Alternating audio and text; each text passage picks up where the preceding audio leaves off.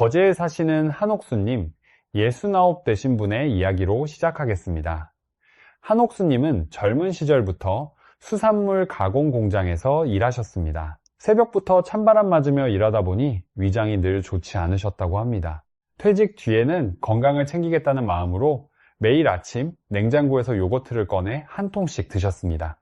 그런데 3년을 그렇게 드셨는데도 속은 여전히 더부룩하고 변비는 해마다 심해지셨다고 합니다.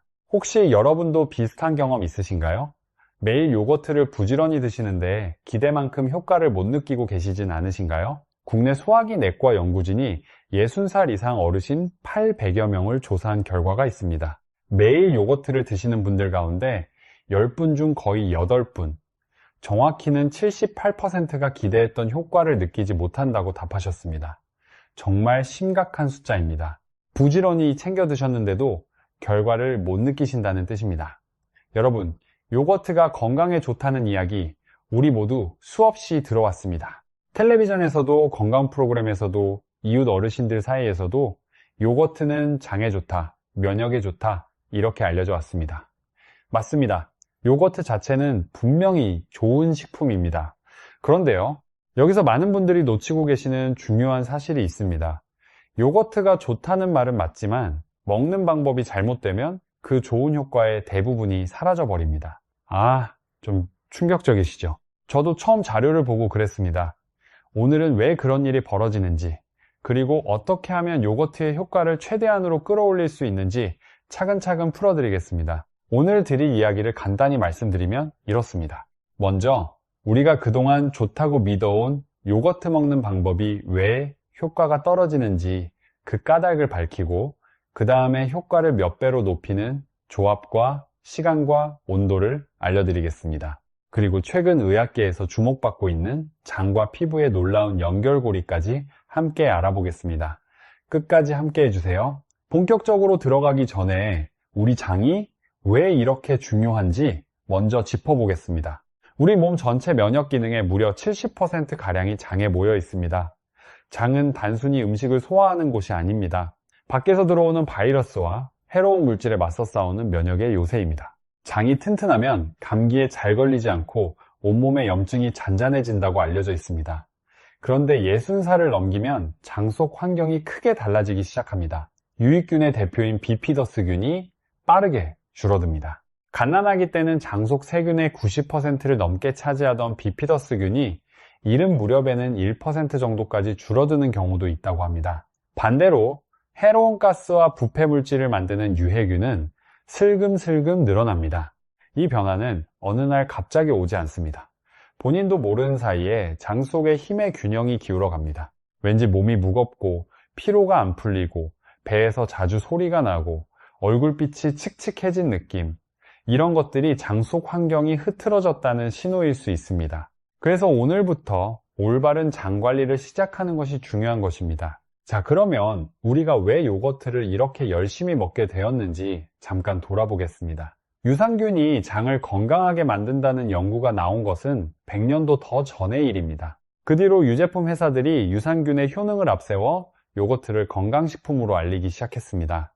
여기까지는 사실입니다. 문제는 어떻게 먹어야 효과가 나는지에 대한 구체적인 안내가 빠져 있었다는 점입니다. 그래서 많은 분들이 아침에 냉장고에서 꺼내 빈속에 차갑게 드시는 것이 당연한 방법이라고 여기게 된 것입니다. 한옥수님도 꼭 그렇게 드시고 계셨습니다. 아침에 일어나자마자 냉장고 문을 열고 차가운 요거트를 그것 하나만 달랑 드셨습니다. 텔레비전에서 본 요거트를 일부러 주문해 드시기도 하셨다 합니다. 그런데 3년을 이어오셔도 속 더부룩함은 도무지 나아지지 않고 오히려 해마다 심해지는 느낌이었다고 하셨습니다. 요거트가 나한테는 안 맞나 보다 하고 반쯤 포기하고 계셨다고 합니다. 사실 문제는 요거트가 안 맞아서가 아니었습니다. 먹는 방법에 있었습니다. 왜 이것이 문제가 되는지 지금부터 하나씩 짚어보겠습니다. 첫 번째 문제는 빈속에 강한 위산입니다. 밤새 비어있던 위 속에는 강력한 위산이 가득 차 있습니다. 아침 빈속의 위산 농도는 산성도로 1에서 2 정도인데 이것은 레몬즙보다 더 강한 수준입니다. 이 강한 산성 환경에 요거트 속 유산균이 그대로 떨어지면 연구에 따르면 87% 이상이 장에 닿기 전에 죽어버릴 수 있습니다. 열의 9 가까이가 장에 도착도 못하고 사라지는 셈입니다. 두 번째 문제는 차가운 온도입니다. 유산균과 비피더스균이 가장 활발하게 움직이는 온도는 체온과 비슷한 36도에서 40도 사이입니다. 그런데 냉장고 온도는 4도 안팎이지요. 냉장고에서 막 꺼낸 요거트 속의 균은 마치 겨울잠을 자는 것처럼 움직임이 둔해진 상태입니다. 이 상태로 위산을 만나면 방어력이 더욱 떨어집니다. 게다가 차가운 음식이 장으로 내려가면 장 둘레의 혈관이 움츠러들면서 혈류가 줄어듭니다. 혈류가 줄어든 장은 꿈틀 운동이 둔해지고 소화 흡수 기능도 함께 떨어집니다. 세 번째 문제는 요거트만 단독으로 드시는 것입니다. 이것을 많은 분들이 간과하고 계십니다. 요거트 속 유익균은 장에 도착해도 먹을 것이 없으면 정착하지 못합니다. 좋은 씨앗을 메마른 모래밭에 뿌리는 것과 같습니다. 거름도 없고 물도 없는 땅에서는 아무리 좋은 씨앗도 싹을 틔우지 못합니다. 유익균도 마찬가지입니다. 여러분, 지금 말씀드린 세 가지 가운데 하나라도 해당되시나요? 빈속에 드시나요? 차갑게 드시나요? 요거트만 따로 드시나요? 해당되시더라도 걱정하지 마세요. 오늘 알게 되셨으니 이제부터 바꾸면 됩니다. 그렇다면 어떻게 드셔야 할까요? 여기서부터가 정말 중요합니다. 프로바이오틱스는 유익균 그 자체, 프리바이오틱스는 유익균의 먹이입니다. 이 둘을 함께 챙기는 것을 신바이오틱스라고 합니다. 그런데 최근 의학계에서는 여기에 한 가지를 더 주목합니다. 포스트바이오틱스입니다. 이름이 좀 어렵지요? 쉽게 설명드리겠습니다. 유익균이 먹이를 먹고 활동하면 대사산물을 만들어냅니다. 그 가운데 부티레이트라는 물질이 장벽을 수리하고 염증을 가라앉히는 핵심 역할을 합니다. 2025년 국제학술지 연구에서 확인된 내용입니다. 비유하면 이렇습니다. 유익균은 일꾼, 프리바이오틱스는 일꾼에게 주는 밥, 포스트바이오틱스는 일꾼이 밥을 먹고 만들어낸 벽돌입니다. 장벽이라는 집을 튼튼하게 지으려면 일꾼도 밥도 벽돌도 필요합니다. 셋 가운데 하나라도 빠지면 집이 허술해집니다. 자, 이제 장 속 유익균을 폭발적으로 늘려주는 최강의 조합 세 가지를 알려드리겠습니다. 셋 다 동네 가게에서 쉽게 구할 수 있고 특별한 도구도 전혀 필요 없습니다. 첫째는 바나나입니다. 바나나에는 저항성 전분이 들어있습니다. 이것은 작은 창자에서 분해되지 않고 그대로 큰 창자까지 내려가 비피더스균의 먹이가 됩니다. 여기서 놀라운 점이 있는데요. 껍질에 아직 푸르스름한 빛이 남은 덜 익은 바나나에 저항성 전분이 몇 배나 더 많습니다. 조금 단단하고 단맛이 덜한 바나나가 장에게는 최고급 잔치상입니다. 둘째는 올리고당입니다. 요거트에 단맛을 더하실 때 설탕 대신 올리고당을 쓰시면 좋습니다. 올리고당은 위산이나 소화효소에 거의 분해되지 않고 큰 창자까지 도달합니다. 그리고 유익균만 콕 집어서 먹이가 됩니다. 유해균은 올리고당을 이용하지 못합니다. 착한 균에게만 밥을 주고 나쁜 균에게는 밥을 주지 않는 영리한 방법입니다. 셋째는 콩가루입니다. 콩가루에는 물에 녹는 식이섬유와 물에 녹지 않는 식이섬유가 골고루 들어있습니다. 녹는 섬유는 유익균의 먹이가 되고 녹지 않는 섬유는 장벽을 자극해 꿈틀 운동을 활발하게 해줍니다. 변이 단단해서 고생하시는 분께 특히 좋습니다. 이 셋이 한데 어우러지면 유익균이 빠르게 자랄 수 있는 환경이 갖춰집니다. 바나나의 저항성 전분, 올리고당의 선택적 영양 공급, 콩가루의 두 가지 식이섬유가 서로 모자란 부분을 채워주며 상승 효과를 냅니다. 어떠세요? 셋 다 집 근처 가게에서 흔히 파는 것들이죠. 특별한 도구도 필요 없습니다.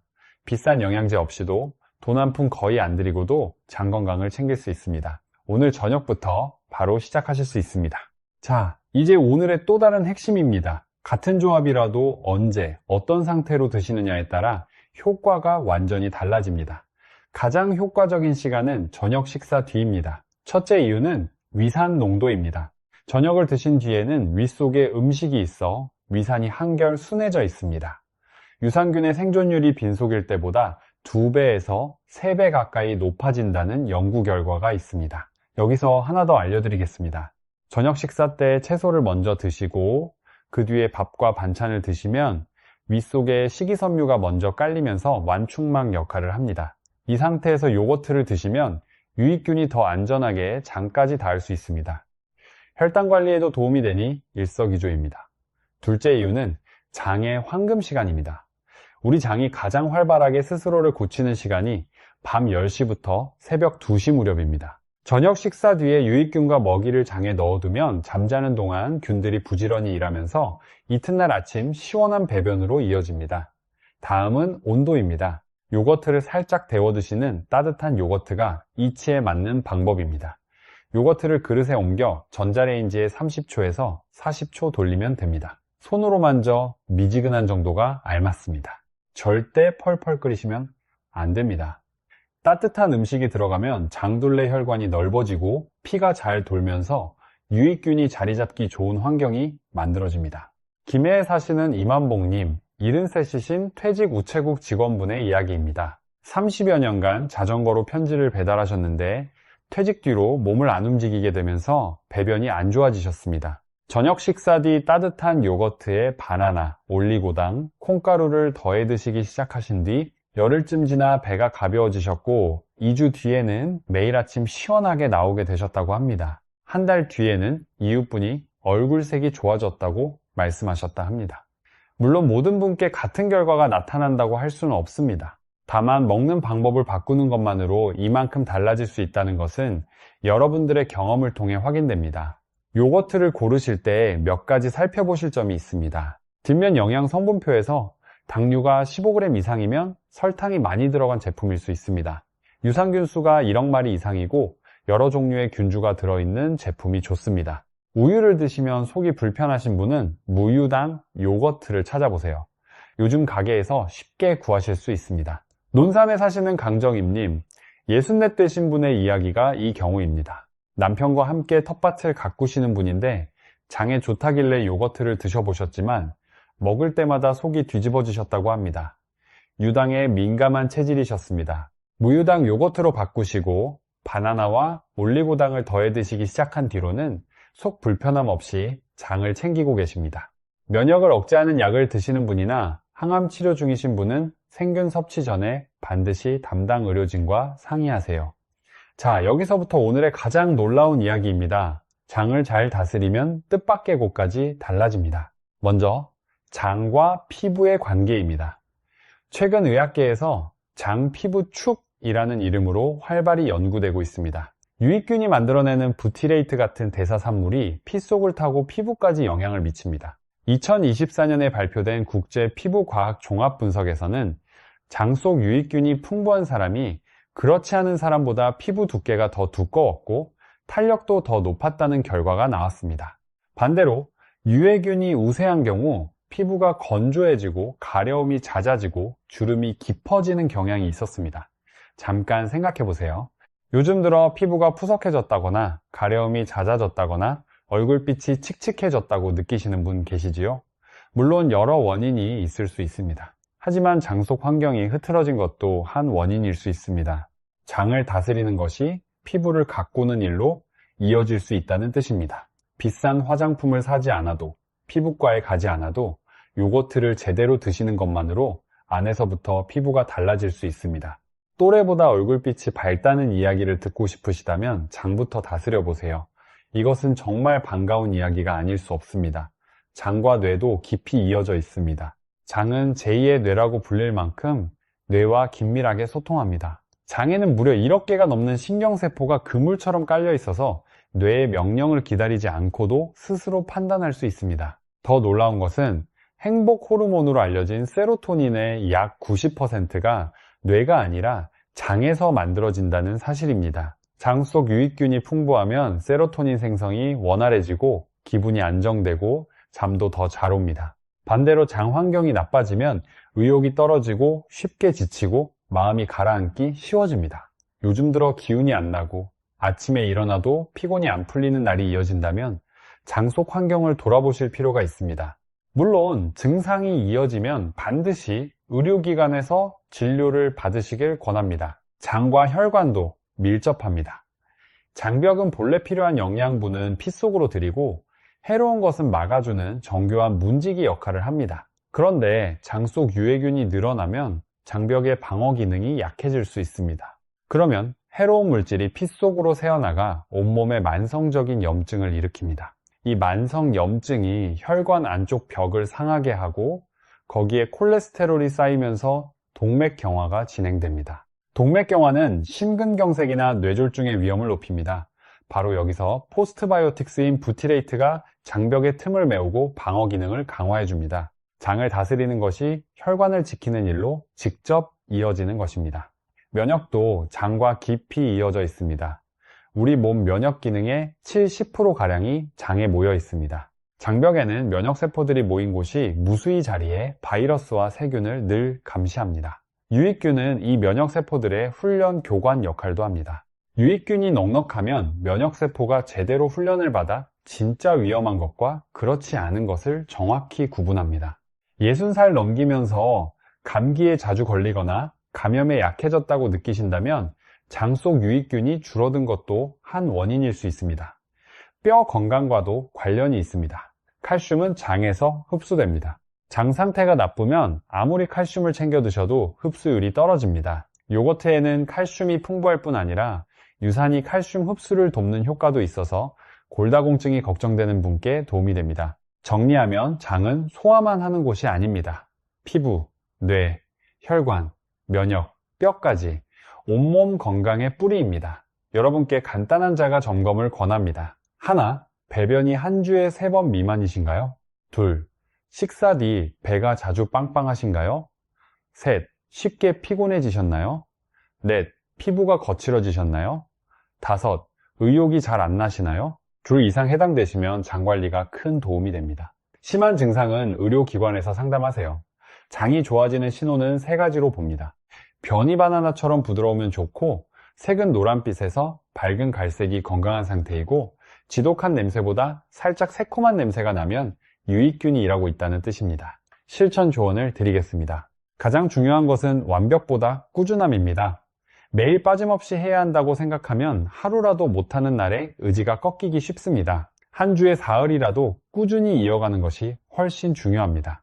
매일 90점으로 하다 그만두는 것보다 60점이어도 한 해를 이어가는 편이 장에게는 몇십 배 더 값집니다.